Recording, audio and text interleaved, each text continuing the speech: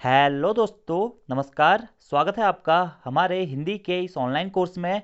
और हिंदी के online course के अंतर्गत आज हम लेक्चर नंबर 2 पढ़ेंगे, जिसके अंतर्गत हम साहित्य में सूरदास जी के बारे में सबसे पहले पढ़ेंगे। तो आप लोग नोट्स बनाते हुए चलिएगा और इम्पोर्टेंट फैक्ट्स को नोट डाउन करते हुए भी जरूर चलिएगा। तो चलिए सूरदास जी को शुरू करते हैं।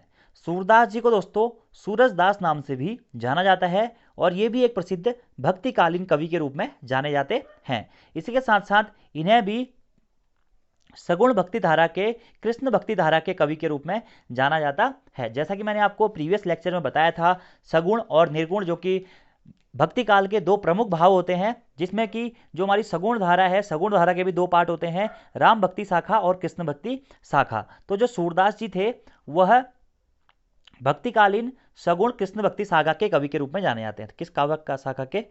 सगुण कृष्ण भक्ति शाखा के कवि के रूप में जाने जाते हैं सूरदास जी। और इनको सूरजदास कहकर भी संबोधित किया जाता है, लेकिन ये अपनी रचनाएं सूरदास नाम से करते थे। इनके बचपन का नाम क्या था? इनके बचपन का नाम था बिल्व मंगल। क्या था? बिल्व मंगल। तो प्रश्न बन सकता है दोस्तों कि सूरदास जी के बचपन का नाम क्या था? वो था बिल्व मंगल या फिर विल्व मंगल। और सूरदास जी को एक प्रसिद्ध कवि, संगीतज्ञ और रचनाकार के रूप में भी जाना जाता रहा है। इनके जन्म से संबंधित दोस्तों काफ़ी सारे डाउट्स हैं, अभी क्लियर नहीं है कि इनका जन्म कहाँ हुआ था, लेकिन हम एनसीईआरटी को फॉलो करेंगे और एनसीईआरटी के अकॉर्डिंग ही इनका जन्म कुछ विद्वान 1478 में मथुरा के रुनकता नामक गांव में मानते हैं। उत्तर प्रदेश के मथुरा में रुनकता नामक गांव में 1478 ईस्वी में इनका जन्म माना जाता है। और कुछ विद्वान इनका जन्म दिल्ली के सीफी गांव में मानते हैं। तो दोस्तों आपको दोनों नोट कर लेना है कि सूरदास जी का जन्म कब हुआ था? 1478 या फिर 1483 में उत्तर प्रदेश मथुरा के रुनकता नामक ग्राम में हुआ था। और कुछ विद्वानों के अनुसार इनका जन्म दिल्ली के पास ही स्थित सीही नामक गांव में भी हुआ था। इनके पिताजी का नाम था रामदास, जो कि एक प्रसिद्ध गायक थे और प्रसिद्ध पंडित के रूप में भी इनके पिता रामदास जी को जाना जाता था। इनकी माताजी का नाम था क्या? जमुना दास। इनके गुरु का नाम था दोस्तों वल्लभाचार्य जी। और ये काफ़ी महत्वपूर्ण है क्योंकि यूके ट्रिपल के द्वारा यहाँ से प्रश्न पूछा जा चुका है दोस्तों कि सूरदास के गुरु का नाम क्या था? तो वो था क्या? वल्लभाचार्य। और वल्लभाचार्य जी को ही पुष्टि मार्ग के प्रवर्तक के रूप में भी जाना जाता है। और यह प्रश्न भी एग्जाम में काफ़ी बार पूछा जा चुका है पहले कि पुष्टि मार्ग के प्रवर्तक के रूप में किसे जाना जाता है? तो वल्लभाचार्य जी को ही जाना जाता है। तो ये दोनों पॉइंट आपको नोट करने दोस्तों कि सूरदास के गुरु का नाम था वल्लभाचार्य और पुष्टि मार्ग के प्रवर्तक के रूप में भी सूरदास जी के गुरु वल्लभाचार्य जी को ही जाना जाता है। तो सबसे पहले जन्म आपको याद रखना है 1468 या फिर 1483 में उत्तर प्रदेश के मथुरा के पास स्थित रुनकता नामक गांव में इनका जन्म हुआ था, या फिर कुछ अन्य विद्वानों के अनुसार दिल्ली के सीही नामक गांव में इनका जन्म हुआ था। इनकी मृत्यु 1583 या फिर 1584 में गोवर्धन उत्तर प्रदेश में हुई थी। इनके पिताजी का नाम था रामदास, जो कि एक प्रसिद्ध गायक भी थे और इसी के साथ साथ पंडित भी थे। ऐसा भी माना जाता है कि सूरदास ने संगीत का या गायकी का जो गुण था वह अपने पिता रामदास जी से ही सीखा था। इनकी माताजी का नाम था जमुना दास और इनकी मृत्यु हो गई थी कब? 1583-84 में गोवर्धन उत्तर प्रदेश में। इनके गुरु का नाम क्या था? वल्लभाचार्य। वल्लभाचार्य इनके गुरु का नाम था, जो कि पुष्टि मार्ग के प्रवर्तक भी थे। और अपने गुरु से इन्होंने कृष्ण भक्ति के बारे में काफी सारी चीजें सीखी थी, ऐसा भी जाना जाता है। और सूरदास जी को ही दोस्तों भक्तिकालीन सगुण कृष्ण भक्ति शाखा के प्रमुख कवि के रूप में भी जाना जाता है, या फिर आप कह सकते हैं सूरदास जी को सुगुणोपासक कृष्ण भक्त कवि के रूप में भी जाना जाता रहा है। अब सूरदास जी के कुछ उपनाम हैं। सूरदास जी के उपनाम कौन कौन से हैं, जिसमें से एग्जाम में भी प्रश्न काफी बार पूछे गए कि अष्टछाप का जहाज किसे कहा जाता है? मोस्ट इंपोर्टेंट प्रश्न है, काफी बार एग्जाम में पूछा जा चुका है दोस्तों कि अष्टछाप का जहाज किसे कहा जाता है? तो सूरदास जी को ही अष्टछाप का जहाज कहा जाता है। इसी के साथ साथ पुष्टि मार्ग का जहाज किसे कहा जाता है? तो पुष्टि मार्ग का जहाज भी सूरदास जी को ही कहा जाता है। वात्सल्य रस का सम्राट किसे कहा जाता है? तो वात्सल्य रस सम्राट भी सूरदास जी को ही कहा जाता है। अष्टसखा किसे कहा जाता है? तो अष्टसखा भी सूरदास जी को ही कहा जाता है। खंजन नयन नाम से भी सूरदास जी को ही जाना जाता है। इसी के साथ साथ दोस्तों भावाधिपति भी सूरदास जी को ही कहा जाता है। अष्टछाप के प्रमुख कवि के रूप में भी सूरदास जी को ही जाना जाता है और एक प्रमुख कृष्ण मार्गी कवि के रूप में भी सूरदास जी को ही जाना जाता है। तो इनके शुभ नाम या फिर उपनाम आपको दोनों याद रखने हैं दोस्तों। इनका जो बचपन का नाम था वो था क्या, विल्व मंगल। इसी के साथ साथ इनको सूरदास के साथ साथ सूरजदास नाम से भी जाना जाता है। इनका जो प्रसिद्ध उपनाम है वो है दोस्तों अष्टछाप का जहाज और पुष्टि मार्ग का जहाज। ये किसे कहा जाता है, सूरदास को ही कहा जाता है। और ये सभी फैक्ट आपको याद रखने हैं। इसी के साथ साथ वात्सल्य रस के सम्राट के रूप में भी सूरदास जी को जाना जाता है। अष्टछका, खंजन नयन, भावाधिपति, अष्टछाप कवि और कृष्णमार्गी कवि के रूप में भी सूरदास जी को ही जाना जाता है। इतने पॉइंट आपको यहां से डायरेक्टली नोट डाउन करते हुए चलने हैं। इसी के साथ साथ दोस्तों सूरदास के बारे में एक काफी विडंबना यह है कि कुछ विद्वान मानते थे कि ये जन्म से अंधे हैं और कुछ मानते थे कि ये जन्म से अंधे नहीं है। ठीक है, और मैंने आपको बता ही दिया सूरदास को एक प्रसिद्ध कृष्ण भक्ति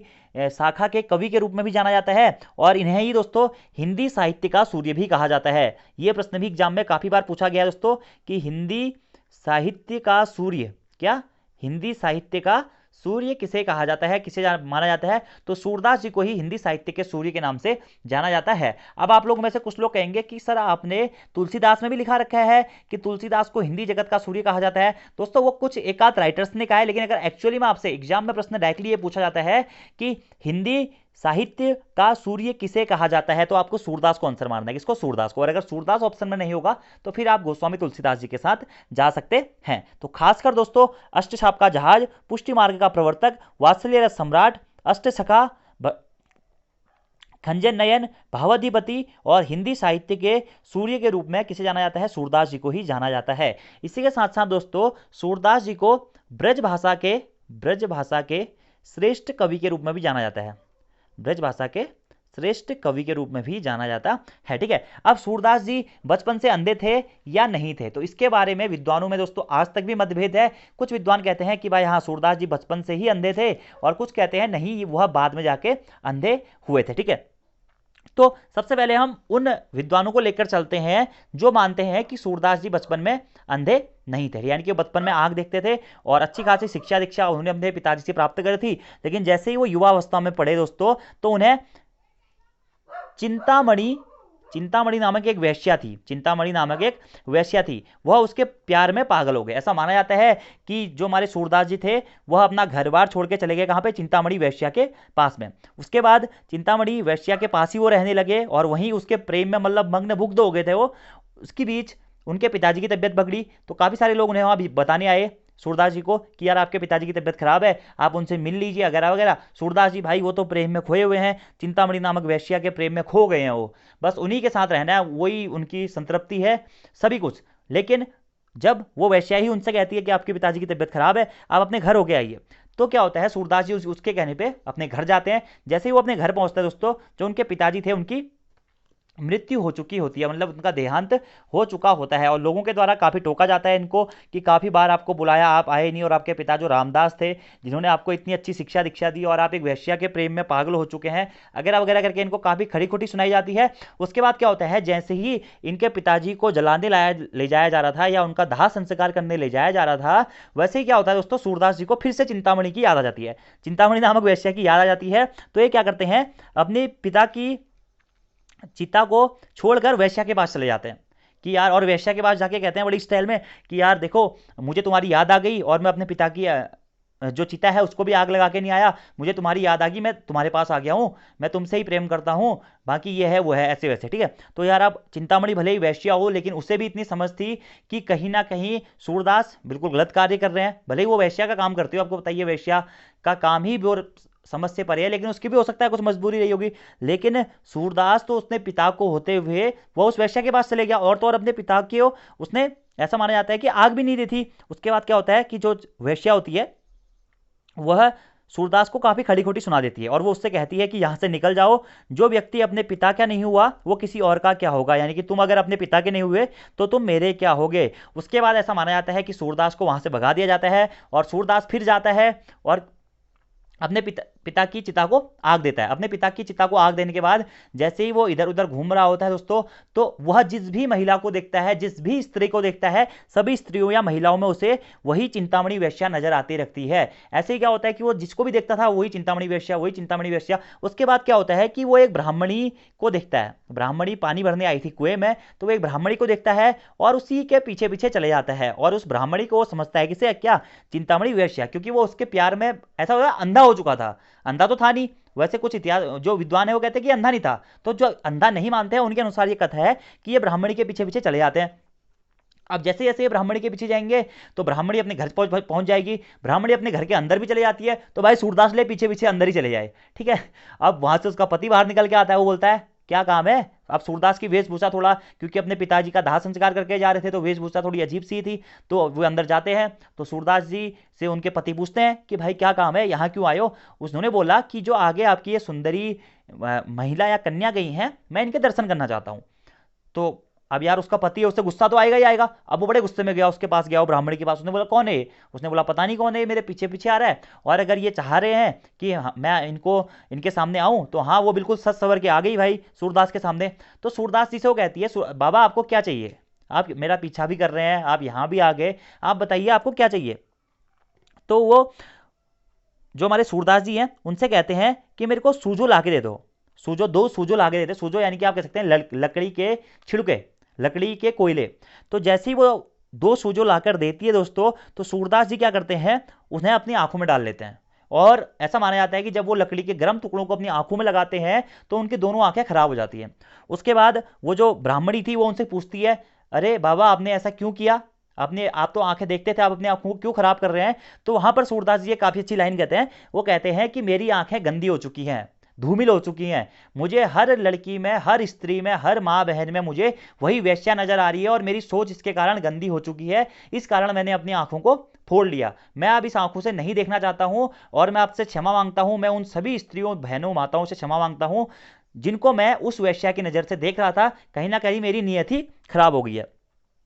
उसके बाद आगे जाकर फिर ये ऐसे ही यहाँ से निकलते हैं, जैसे ये अंधे हो जाते हैं। उसके बाद कृष्ण भक्ति के रूप में इनके पिताजी से इन्होंने काफ़ी गायकियाँ सीखी थी। गायकियों को लेकर उसके बाद इनके गुरु बनते हैं कौन, गुरु, इसके उसके बाद इनके गुरु बनते हैं मिल्ली। ठीक है। और फिर गुरुओं के द्वारा इनको शिक्षा दीक्षा दी जाती है। और उसके बाद आगे फिर ये पुष्टि मार्ग के जो प्रवर्तक होते हैं, इनके गुरु वल्लभाचार्य जी से शिक्षा विक्षा ग्रहण करते हैं, और वहां से फिर ये एक प्रसिद्ध कृष्ण भक्त कवि के रूप में जाने जाते हैं। ठीक है। अब ये तो थी कहानी उस स्रोत के अनुसार जिसके अनुसार ये बचपन से अंधे नहीं थे। ठीक है। अब जो इतिहासकार या कुछ विद्वान ऐसा मानते हैं कि ये बचपन से अंधे थे, उनके अनुसार ऐसा था दोस्तों, ये अंधे थे तो समाज में इनकी काफ़ी बुराई की जाती थी भाई। यानी कि मतलब इनके घर वालों से भी लोग कहते थे तुम्हारा बेटा तो अंधा है, पैदा ही अंधा हुआ, ये है वो है। ठीक है। जिसके कारण क्या हुआ, सूरदास काफ़ी परेशान हो चुके थे। तो सूरदास अगर परेशान हुए तो सूरदास ने क्या किया, सूरदास ने घर वर छोड़ दिया। अब सूरदास ने घर छोड़ा तो सूरदास क्या करते थे, अपने पिताजी से उन्होंने भजन सीखे थे। तो वो क्या करते थे, वहीं आसपास के क्षेत्रों में क्या होता था, मथुरा वृंदावन के आसपास के क्षेत्रों में क्या करते थे, भजन गाते थे। अब पहले वो क्या करते थे कि वैसे ही जो भी आपका रास्ते में पीपल के पेड़ के नीचे बैठकर भजन गाते थे। लेकिन फिर किसी ने बोला, कोई एक दो बाबा और सन्यासी वन्यासी गए, उन्होंने कहा भाई तुम तो बहुत अच्छा सुंदर भजन गाते हो, तुम क्यों ना भगवान के मंदिर में जाके भजन क्यों नहीं गाते हो, तुम मंदिर में जाओ और मंदिर में जाकर भजन गाओ। और फिर सूरदास जी मंदिर में जाते हैं और अंधे होते हुए वो मंदिर में भजन शुरू कर देते हैं। और ऐसा माना जाता है कि सूरदास के भजन इतने अच्छे होते थे कृष्ण के प्रति कि वहां की आसपास की पूरी जनता सूरदास के भजनों को सुनने हेतु सुबह और शाम को एकत्रित हुआ करती थी। और सूरदास जी अंधे होते हुए भी सभी के मनों में या दिलों में राज कर रहे थे। और ऐसा भी सूरदास के बारे में कहा जाता है दोस्तों कि सूरदास भले ही अंधे थे लेकिन वो कृष्ण को अपनी मन की आंखों से देखा करते थे, श्री कृष्ण को।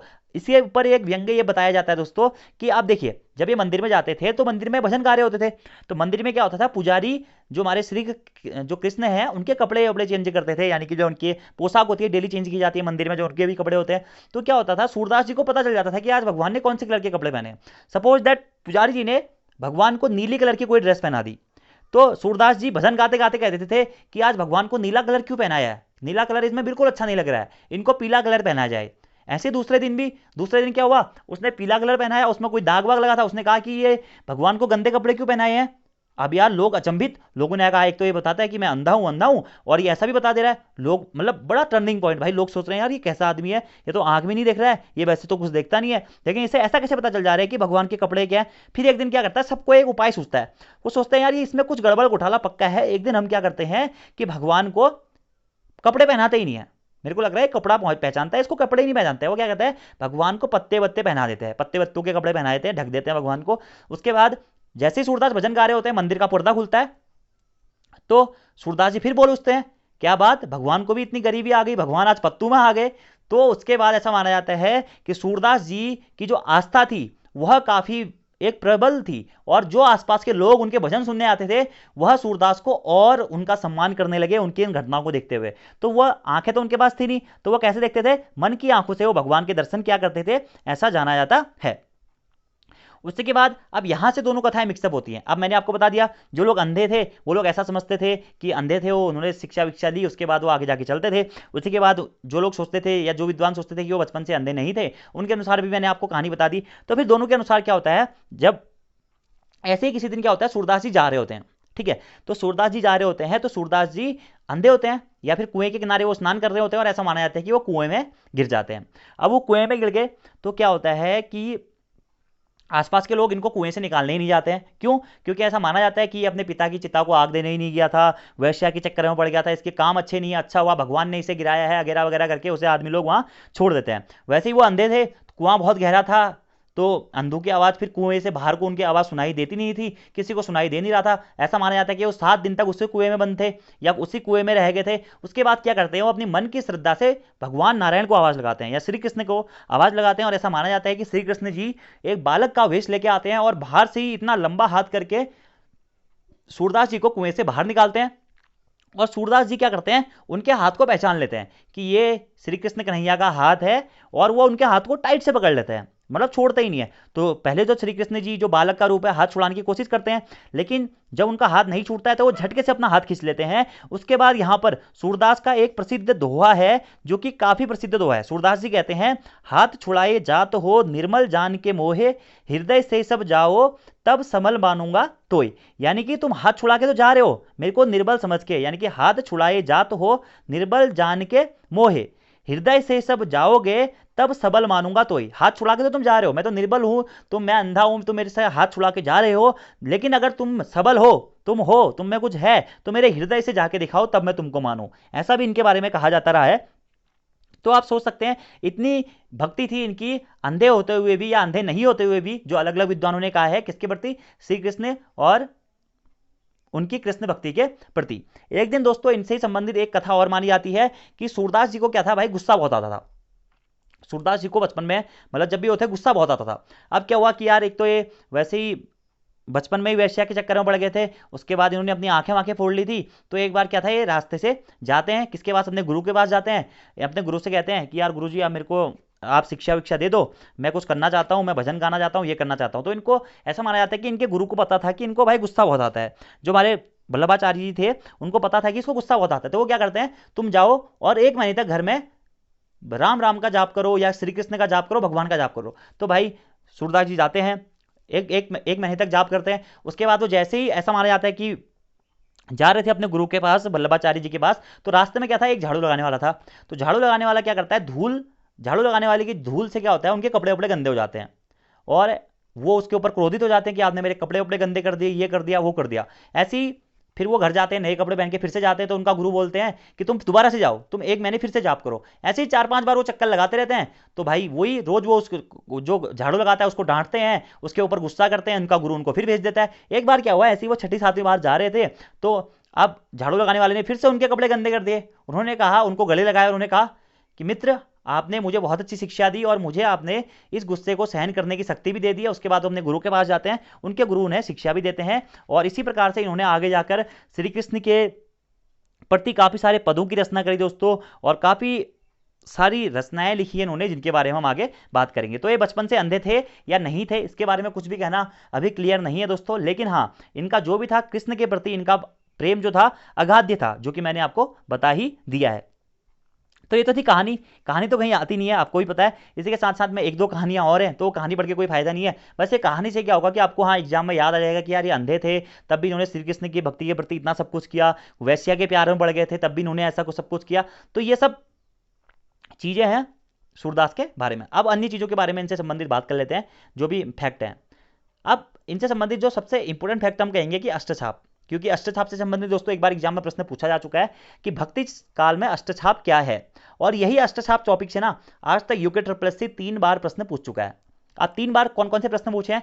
पहला उसने यूके ट्रिपल एस ने प्रश्न पूछा था कि भक्ति काल में अष्टछाप का मतलब क्या था, या भक्ति काल में अष्टछाप क्या है। तो भक्ति काल में अष्टछाप है 8 कवियों के बारे में, यानी कि अष्टछाप 8 कवियों के बारे में हमें जानकारी देता है। अब ये 8 कवि कौन कौन से थे? वो थे दोस्तों सूरदास, कुंभन दास, परमानंद दास, कृष्णदास, छीत स्वामी दास, गोविंद स्वामी, चतुर्भुज स्वामी और नंद दास। इसमें से तो दोस्तों जो पहले के 4 कवि हैं, सूरदास जी, कुंभन दास जी, परमानंद दास जी और कृष्णादास जी, ये जो पहले के 4 कवि हैं, ये ऐसा माना जाता है कि वल्लभाचार्य के शिष्य थे। और जो बाद के अन्य 4 हैं, छीत स्वामी, गोविंद स्वामी, चतुर्भुज स्वामी और नंददास, ये वल्लभाचार्य जी के पुत्र विट्ठलनाथ के शिष्य थे। और इन 8 कवियों को अष्टछाप कवियों के रूप में जाना जाता रहा है। तो प्रश्न आपसे अगली बार दोस्तों ये भी कर सकता है कि आपको इन चारों में से कोई भी 3 ऑप्शन दे देगा, एक कोई अन्य ऑप्शन दे देगा, पूछ देगा कि निम्न में से कौन सा अष्टछाप कवि से संबंधित नहीं है, या कौन सा अष्टछाप का कवि नहीं है। तो आपको 8 के नाम लगभग लगभग थोड़ा सा याद करने की कोशिश करनी होगी। एक तो प्रश्न ये पूछा गया था कि भक्ति काल में अष्टछाप क्या है, 8 कवि हैं। दूसरा प्रश्न एक बार ये पूछा गया था कि अष्टछाप का जहाज किसे कहा जाता है, या अष्टछाप के प्रमुख कवि या अष्टछाप कवियों में सर्वाधिक प्रसिद्ध कवि के रूप में किसे जाना जाता है। तो सूरदास जी को अष्टछाप कवियों में सर्वाधिक प्रसिद्ध कवि के रूप में जाना जाता है। तीसरा प्रश्न दोस्तों यहां से यह भी पूछा गया था कि अष्टछाप का संबंध किनकी भक्ति से संबंधित था। और प्रश्न ये एडीओ के एग्जाम में पूछा गया था सहायक विकास अधिकारी के, और ऑप्शन थे श्री कृष्ण, राम, दोनों, इनमें से कोई नहीं। प्रश्न पूछा गया था कि अष्टछाप का संबंध किस भगवान की पूजा से संबंधित था। तो ये श्री कृष्ण की पूजा से अष्टछाप का संबंध था। तो वही चीज यहां पर है, तीनों आपको नोट करनी है कि भक्ति काल में अष्टछाप क्या है, 8 कवि। ठीक है, कौन कौन से? सूरदास, कुंभन दास, परमानंद दास, कृष्णदास, छीत स्वामी, गोविंद स्वामी, चतुर्भुज स्वामी एवं नंदन दास। इन 8 कवियों के गीतों के संग्रह को अष्टछाप कहा जाता है, जिसका शाब्दिक अर्थ है 8 मुद्राएं। तो हो सकता है दोस्तों ये भी प्रश्न पूछेगा कि अष्टछाप का शाब्दिक अर्थ क्या होता है। तो इसका अर्थ होता है 8 मुद्राएं। लेकिन अष्टछाप भक्ति काल में क्या था, तो 8 कवियों से इनका संबंध माना जाता रहा है। इन कवियों ने ब्रज भाषा में श्री कृष्ण से संबंधित भक्ति रसपूर्ण कविताएं लिखी हैं। तो किससे संबंधित है? श्री कृष्ण से संबंधित भक्ति रसपूर्ण कविताएं लिखी हैं इन 8 कवियों के द्वारा। इन 8 कवियों में से सूरदास जी प्रमुख थे, इस कारण इन्हें अष्टछाप का जहाज या फिर पुष्टि मार्ग का जहाज कहकर भी संबोधित किया जाता है। और ये सभी फैक्ट काफी महत्वपूर्ण हैं। अगला दोस्तों जो हमारे सूरदास थी, सूरजदास जी थे, इनके बारे में कुछ अन्य जानकारियों के बारे में बात कर लेते हैं। बचपन का नाम विल्व मंगल था, ये आप लोग नोट कर लीजिएगा, मैंने बताया नहीं, शायद मैंने लिखा नहीं है वहां पे। ठीक है, अब कुछ अन्य चीजों के बारे में इनसे संबंधित बात कर लेते हैं। कृष्ण भक्त कवियों में सूरदास का प्रमुख स्थान है, इसी कारण सूरदास को सुगुणोपासक कृष्ण भक्त कवि भी कहा जाता है। तो प्रश्न बन सकता है दोस्तों कि सूरदास जी का संबंध किस प्रकार के कृष्ण भक्त कवि के रूप में था, या किस प्रकार से इनको जाना जाता है, या सुगुणोपासक कृष्ण भक्त कवि किसे कहा जाता है, तो सूरदास जी को कहा जाता है। और ये भक्तिकालीन सगुण कृष्ण भक्ति शाखा के कवि के रूप में भी जाने जाते रहे हैं। इसी के साथ साथ दोस्तों सूरदास जी को बाल चित्रण में श्रेष्ठ कवि के रूप में भी जाना जाता है। और यह भी काफी इंपोर्टेंट फैक्ट है दोस्तों कि बाल चित्रण में श्रेष्ठ कवि के रूप में किसे जाना जाता है, तो सूरदास जी को ही जाना जाता रहा है। इनके गुरु का नाम वल्लभाचार्य था, जो कि मैंने आपको बता दिया है। पुष्टि मार्ग के वो प्रवर्तक थे, ये भी एग्जाम में एक बार प्रश्न यहां से पूछा जा चुका है। नेक्स्ट दोस्तों, अब इनकी जो भी कहानियां थी, ये बचपन से अंधे थे नहीं थे, क्या इनके संबंधित कहानियां थी, कैसे इनको ज्ञान की प्राप्ति हुई, वो सब चीज़ें मैंने आपको बता दी हैं कि ये भजन गाते थे, भजन उसे गाते गाते धीरे धीरे इन्होंने रचनाएं करना शुरू कर दिया। या फिर पहले ये आवारा थे और उसके बाद जब उसको घर से निकाला जाता है, अपनी आंखें फोड़ते हैं, कुएं में गिरते हैं, भगवान के दर्शन होते हैं, वहां से इन्होंने माना जाता है कि कृष्ण के प्रति इनका प्रेम बढ़ा और आगे इन्होंने और काफ़ी सारी चीज़ें करी, कृष्ण से संबंधित काव्यों की रचना करी। तो अब उन्हीं काव्यों के बारे में हम बात करेंगे दोस्तों कि कृष्ण भक्ति से संबंधित प्रमुख काव्य, ठीक है, कृष्ण भक्ति से संबंधित प्रमुख काव्य कौन कौन से हैं। तो सूरसागर, सूर सारावली, साहित्य लहरी और भ्रमर गीत, ये कृष्ण भक्ति के प्रमुख काव्य हैं। और किसके द्वारा रचित हैं? ये सूरदास के द्वारा रचित काव्य हैं दोस्तों। तो डायरेक्टली आपको यहां से एग्जाम में प्रश्न देखने को जरूर मिलेगा कि कृष्ण भक्ति के काव्य सूर सागर, ठीक है, सूर सागर के रचनाकार कौन है? तो कौन है? सूरदास जी है। सूर सारावली के रचनाकार कौन है, वो भी सूरदास जी हैं। साहित्य लहरी के रचनाकार कौन है, वो भी सूरदास जी ही है। और साथ ही भ्रमर गीत के रचनाकार कौन है, वो भी सूरदास जी ही हैं। इनके साथ साथ दोस्तों इनके कुछ हमारे अन्य काव्य भी थे, वो कौन कौन से थे वो भी आप लिख लीजिएगा। नागलीला, नागलीला भी इनका प्रसिद्ध काव्य था। इसी के साथ साथ दोस्तों भागवत, भागवत भी इनका एक प्रसिद्ध काव्य माना जाता है। इसी के साथ साथ में दोस्तों गोवर्धन लीला, गोवर्धन लीला भी इनका एक प्रसिद्ध काव्य माना जाता है। गोवर्धन लीला के साथ साथ ही प्राण प्यारी, क्या प्राण प्यारी, तो ये आपको सभी नोट करने हैं। क्या क्या दोस्तों, कृष्ण भक्ति काव्य कौन कौन से इनके, सूर सागर, सूर सारावली, साहित्य लहरी, भ्रमर गीत, इसी के साथ साथ में नागलीला, भागवत, गोवर्धन लीला और प्राण प्यारी, ये इनके प्रसिद्ध कृष्ण भक्त काव्य रहे हैं। और ऐसा माना जाता है दोस्तों कि इन्होंने 1.25 लाख पदों की रचना करी थी। सूरदास जी ने ना श्री कृष्ण जी के ही ऊपर 1.25 लाख पदों की इन्होंने रचना करी थी। 1.25 लाख पदों की रचनाकर्ता के रूप में किसे जाना जाता है, ये भी प्रश्न आपसे एग्जाम में बन सकता है। तो किसे जाना जाता है, सूरदास जी को ही जाना जाता है। इसी के साथ साथ दोस्तों इनकी जो सबसे प्रसिद्ध रचना है वो कौन सी है, सूरसागर है। सूरसागर सूरदास जी के कृष्ण भक्ति काव्य का सबसे प्रसिद्ध काव्य है। इस काव्य को राग सागर भी कहा जाता है। ठीक है, तो प्रश्न दोस्तों डायरेक्टली आपसे बन जाएगा कि कृष्ण भक्ति का सबसे प्रसिद्ध काव्य के रूप में किसे जाना जाता है, तो सूरसागर को जाना जाता है। और सूरसागर के रचनाकार कौन है, तो वह है दोस्तों सूरदास जी। आपको इनकी सभी रचनाएं तो याद ही कर लेनी। देखिए सूरसागर, सूर आ रहा है तो सूरदास ने रचना करी, आसान है। ठीक है, इसी के साथ साथ में अगला क्या है, सूर सारावली। सूर सारावली में भी सूर आ रहा है, किसने रचना करी, सूरदास ने। अगला क्या है, साहित्य लहरी, 100 से ही आ रहा है तो सूरदास ने इसकी रचना करी, साहित्य लहरी की भी। अगला क्या है, भ्रमर गीत। भ्रमर गीत को ही सूर सागर से संकलित अंश के रूप में भी जाना जाता है। इसी के साथ साथ में जो कृष्ण की बाल लीलाओं का इन्होंने वर्णन किया है, नागलीला इनकी एक अन्य काव्य है। इसी के साथ साथ में भागवत लीला इनका एक अन्य प्रसिद्ध काव्य है, गोवर्धन लीला और प्राण प्यारी। प्राण प्यारी भी काफी इंपोर्टेंट है, क्या प्राण प्यारी भी इनका एक प्रसिद्ध काव्य के रूप में जाना जाता है। ठीक है, और जो इनका सबसे प्रसिद्ध काव्य था वो था सूर सागर। ठीक है, क्या सूर सागर। अगला इनके कुछ अन्य रचनाएं या अन्य काव्य भी थे दोस्तों, वो कौन कौन से थे, वो थे क्या, सूर पच्चीसी। तो सूर पच्चीसी भी आसानी से याद कर सकते हैं, सूर आ गया।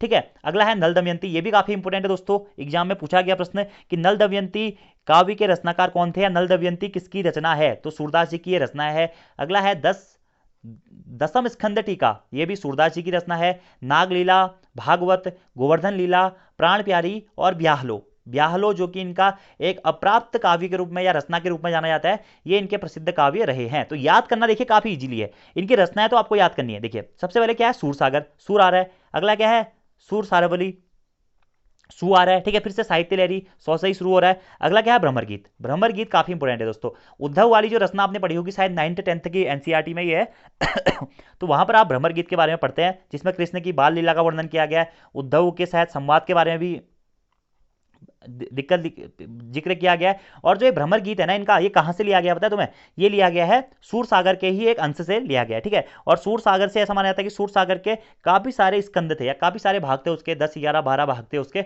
और वहीं से एक भ्रमर गीत लिया गया है, जो कि काफी इंपोर्टेंट भी है।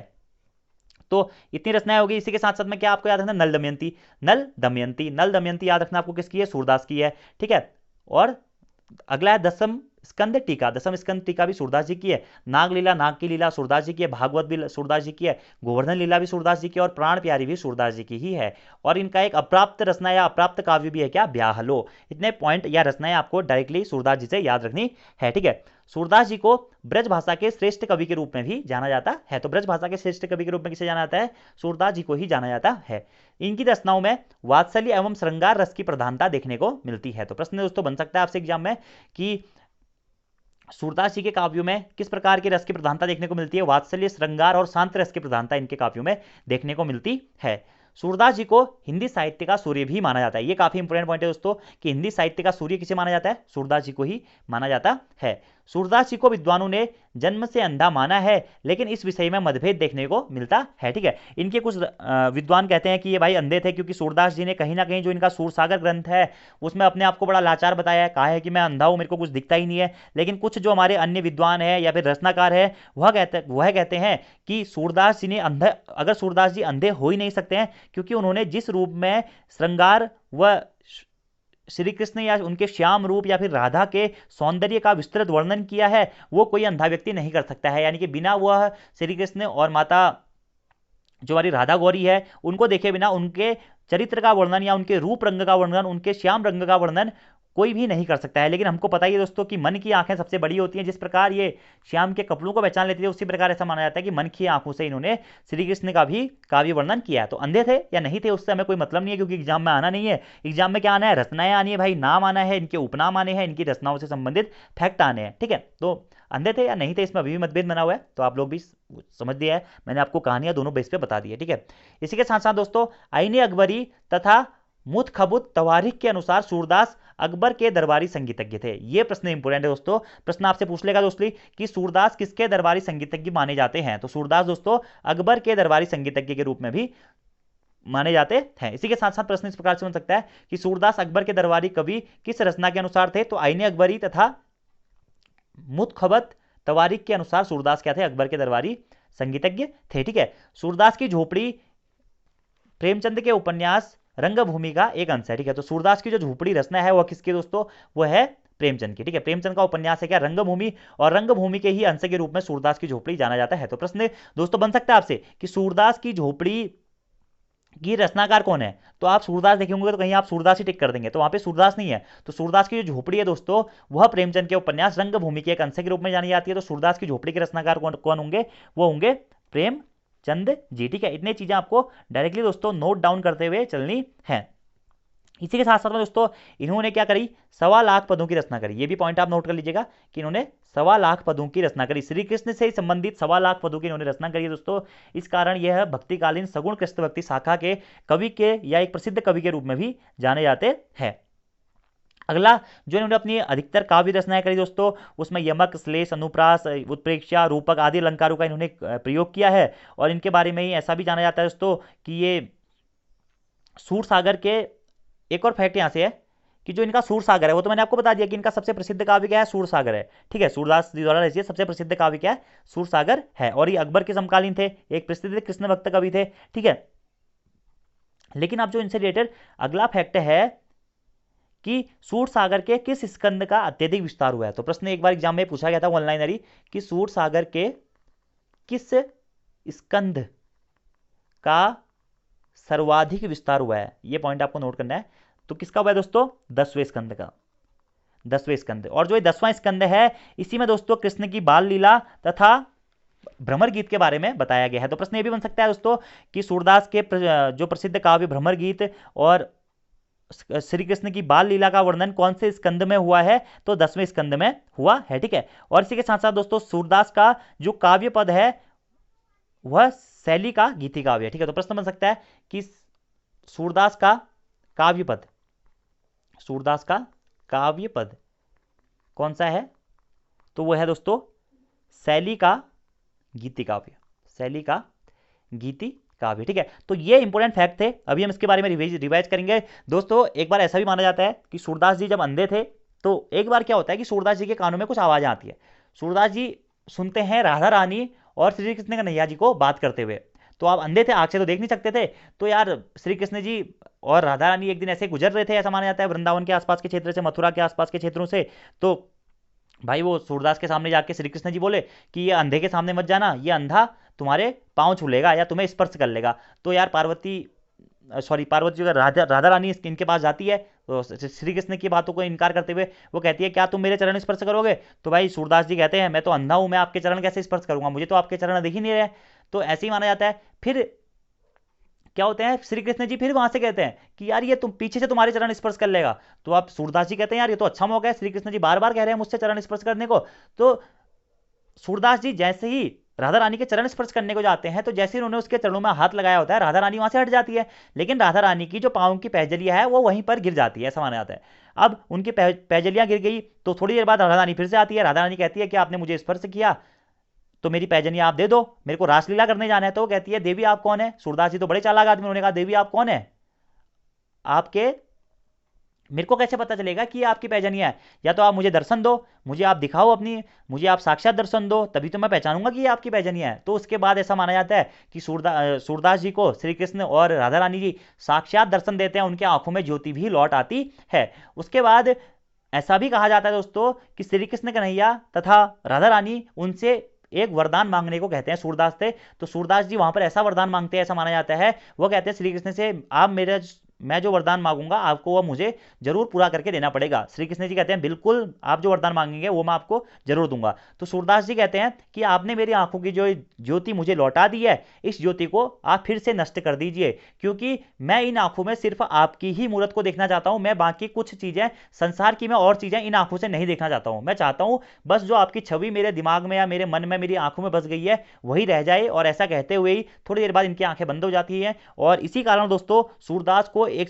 सबसे प्रसिद्ध कृष्ण भक्त कवि के रूप में भी जाना जाता है। और काफी रचनाएं भाई श्री कृष्ण जी के, सूर सागर, सूर सारावली, साहित्य लहरी, भ्रमर गीत, सूर पचीसी, नल दमयंती, ब्याह लो और अन्य रचनाओं में भी इनके द्वारा काफी अच्छी तरीके से श्री कृष्ण जी के बाल लीलाओं का संबंध कहें, या फिर श्याम रंग का वर्णन कहें, या फिर उनके जीवन का वर्णन कहें, गोपियों का श्री कृष्ण के प्रति प्रेम का वर्णन कहें, वह इनकी रचनाओं में किया गया है। ठीक है, और अष्टछाप के कवि के रूप में भी इनको ही जाना जाता रहा है। तो एक बार रिकॉल कर लेते हैं हमें क्या क्या चीजें इंपॉर्टेंट याद रखनी है सूरदास जी से। देखिए दोस्तों, भक्तिकालीन कवि थे, या तो आपको याद रखना है, जन्म याद कर लीजिएगा थोड़ा बहुत, 1468 या 1483 में मथुरा रुनकता गांव उत्तर प्रदेश के आसपास हुआ था। मृत्यु हो गई थी 1583-84 में। ठीक है, और अपने आप से ही इन्होंने, ऐसा माना जाता है कि अपना शरीर छोड़ा था। ठीक है, और इनके पिताजी का नाम क्या था? रामदास था, जो कि गायक थे।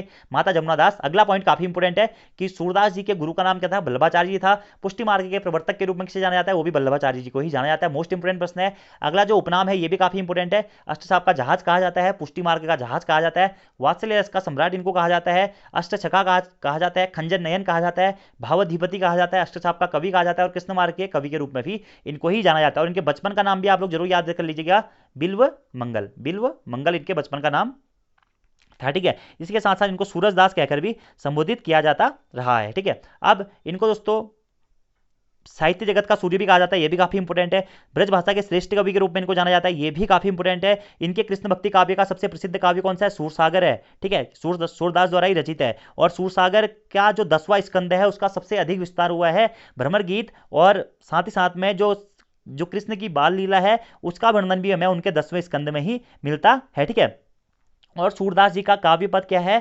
शैली का गीति काव्य है, ऐसा भी माना जाता है। इनको अष्टछाप का जहाज भी कहा जाता है। अष्टछाप के प्रमुख कवि या सर्वाधिक प्रसिद्ध कवि के रूप में भी इनको ही जाना जाता है। अष्टछाप में कौन कौन से कवि आते हैं ये भी आपको जरूर याद रखना है। ठीक है, अष्टछाप में श्री कृष्ण से संबंधित, भक्ति रस से संबंधित बातें होती है या उनकी रचनाएं की जाती है, ये भी आपको याद रखना है। ठीक है, सूरदास जी मैंने आपको बता ही दिया कि सुगुणोपासक श्री कृष्ण भक्त कवि थे, या फिर सगुण भक्ति धारा के, कृष्ण भक्ति धारा के संबंधित कवि के रूप में भी इनको जाना जाता रहा है। ठीक है, सूरदास जी बाल चित्रण के श्रेष्ठ कवि भी माने जाते हैं। इनकी रचनाएं आपको सभी याद रखनी है, सूर सागर, सूर सरावली, साहित्य लहरी और भ्रमर गीत। ठीक है, इसके साथ साथ कृष्ण की बाल लीला। ठीक है, अन्य रचनाएं देखिए, सूर पचीसी, नल दमयंती, दसम स्कंद टीका, नागलीला, भागवत, गोवर्धन लीला, प्राण प्यारी और व्याहलो। ठीक है, सभी छोटी छोटी हैं। सूर सूर सूर आ रहा है पहले में, साहित्य लहरी अगला आपको याद रखना है क्या? प्राण प्यारी जरूर याद रखना है। गोवर्धन लीला, गोवर्धन के नाम से आप याद कर सकते हैं। नाग लीला, गोवर्धन पर्वत नाग लीला, भागवत, ये इनकी कथाएं हैं, आसानी से आप याद कर सकते हैं। ब्रज भाषा के श्रेष्ठ कवि थे। रचनाओं में वात्सल्य रस, श्रृंगार रस और शांत रस की प्रधानता देखने को मिलती है। हिंदी साहित्य के सूर्य के रूप में भी इनको जाना जाता है। अब अंधे थे या नहीं थे उससे हमें ज्यादा मतलब नहीं है। और साथ ही साथ अकबर के दरबारी संगीतज्ञ भी थे। आईने अकबरी और मुतखबुत तवारीख के अनुसार हमें ऐसा देखने को मिलता है। ठीक है, और साथ ही साथ सूरदास की झोपड़ी प्रेमचंद के उपन्यास रंगभूमि का एक अंश है। तो सूरदास की झोपड़ी किसकी रचना है? वो है प्रेमचंद की रचना है। इसी के साथ साथ इन्होंने 1.25 लाख से अधिक पदों की रचना करी थी। तो यह था दोस्तों सूरदास के बारे में, जो कि काफी इंपोर्टेंट चीजें थी। तो कहानी के बेस पे आप इसको याद रख सकते हैं कि जन्म से अंधे थे, कैसे कैसे इनको ज्ञान की प्राप्ति हुई। बचपन में देखिए इनका बचपन हमने पढ़ा, कुछ जो विद्वान मानते हैं अंधे थे, तो उनके अनुसार तो इनकी जो लाइफ थी वो बचपन से ही काफी कॉम्प्लिकेटेड थी। कुछ मानते हैं कि वेश्या के कारण, वेश्या के प्रेम में एक हो गए थे, उसके बाद इनका जीवन परिवर्तन हुआ। धीरे धीरे इनके गुरु जो थे वल्लभाचार्य जी, उन्होंने इन्हें ज्ञान दिया। श्री कृष्ण और राधा रानी के इनको साक्षात दर्शन हुए थे। उसके बाद इन्होंने श्रृंगार रस की प्रधानता से अपनी रचनाओं को और श्रेष्ठ किया था। ठीक है, अब देखिए सूरदास के दोहे वैसे तो एग्जाम में पूछे नहीं जाते हैं। आपने दोहा सुना होगा प्रसिद्ध, चरण कमल बंदो हरि राही, वो भी सूरदास का ही दोहा है। इसी के साथ साथ जसोदा हरि पालने झुलावे, ये भी सूरदास का ही दोहा है। अगला है मैया मोही कबहू बढ़ेगी चोटी, ये भी सूरदास का ही दोहा है। अगला है वैसे ही मैया मोही मैं नहीं माखन खायो, ये काफी फेमस दोहा है, सूरदास का ही दोहा है। तो प्रश्न इस प्रकार से भी आपसे बन सकता है कि चरण कमल बंदो हरि राई किसका दोहे के अंश है? सूरदास के दोहे के अंश है। या फिर जसोदा हरि पालने झुलावे, ये किसके दोहे के अंश है? सूरदास जी के ही दोहे के अंश है। मैं या मोही दाऊ बहुत खिजोए, ये भी सूरदास के दोहे का ही अंश है। मैया मोही मैं नहीं माखन खायो, भोर वही मैया मोही मैं ही माखन खा मैं नहीं माखन खायो, ये भी सूरदास के दोहे का अंश है। मैया मोही कबहू बढ़ेगी चोटी, ये भी सूरदास का ही एक प्रसिद्ध दोहा है। भुजत श्याम कौन तू गोरी, पूछत श्याम या भुजत श्याम कौन तू गोरी, ये भी सूरदास का ही एक प्रसिद्ध दोहा है। इसके साथ साथ अबिकत गति कछु कहत आवे, जो गूंगो मीठे फल की राख पावे, ये भी सूरदास का ही एक प्रसिद्ध दोहा है। वैसे दोस्तों दोहे आपसे पूछे जाएंगे नहीं, लेकिन यहाँ पर आपको ये चीज़ें जरूर नोट डाउन करनी है, ठीक है। और राधा कृष्ण से संबंधित जो भी हमारी कहानियाँ थी, सूरदास से संबंधित, वो भी हमने बात कर दिया, और जो इंपॉर्टेंट पॉइंट थे वो भी हमने बात कर लिए। यहाँ से हमारे जो भी इंपॉर्टेंट पॉइंट अन्य छोटे होंगे वो हम आगे कवर अप कर लेंगे, जब मैं आपको इनका लास्ट में एक ऑब्जेक्टिव वाला पार्ट दूंगा, जो भी हमारे पॉइंट छोटे होंगे हम वहाँ पर कवर कर लेंगे। तो आज की वीडियो में इतना ही दोस्तों, धन्यवाद, thanks for watching this video, see you next time.